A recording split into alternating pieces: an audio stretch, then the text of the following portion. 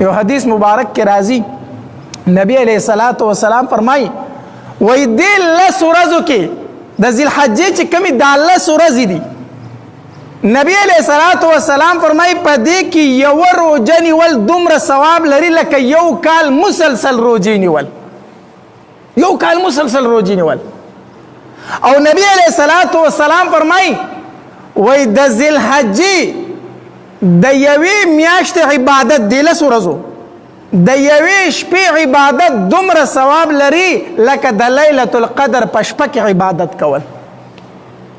د لیلة القدر د شپې دپاره موږ په رمضان کې څومره تکلیفونه برداشت کوو که نه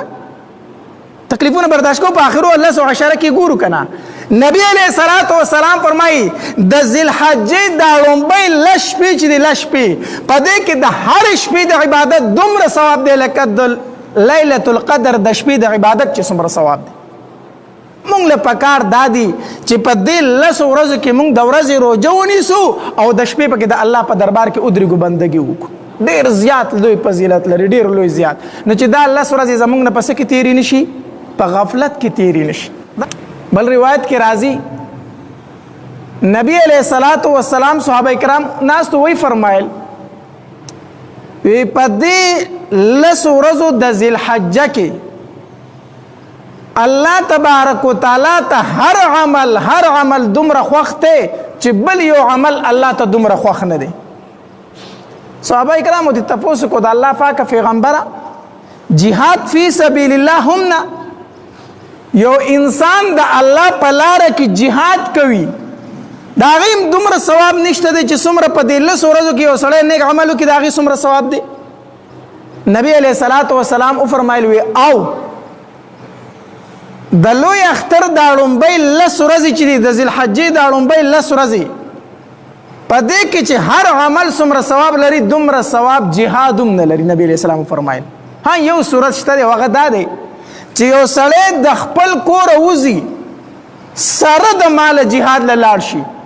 خپل ټول مال ځان سره ووسي او جهاد له لاړ شي او واپس کور ته را هم نشي شهید شي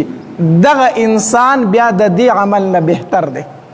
دې عمل له بهتر عمل وکړو یعنی خپل مالوم د الله په لاره کې ولګئ او خپل ځانوم د الله په لاره کې شهید کړي بیا دغه جهاد تېنه بهتر دی دومره دا لس ورځې د فضیلت او غوروالي دي نو چې دا لس ورځې زموږ نه په څه کې تېرې نشي په غفلت کې تېرې نشي دا لس ورځې موږ نه ګورې په غفلت کې لاړې نشي دا ډېرې بختورې ورځې دي موږ په رمضان المبارک کې د آخرې عشره کې د عبادت ډېر زیات اهتمام کوو او پکار هم ده چې انسان یې وکړي جوماتونه ډک وي که ډک نه وي آخرې عشره کې په رمضان مبارک کې جوماتونه ډک وي او پکار هم ده د مسلمان شان هم دا دی لیکن دې لس ورځو ته موږ هېڅ توجه نه ورکوو حالانکه احادیث مبارکو کې د لوی اختر دا لس ورځې چې دا ډېر زیات ثواب او فضیلت لري ډېر زیات ثواب لري خاص کر یوم العرفه د هغې د ورځې د روژې ډېر زیات ثواب دی ډېر زیات ثواب دی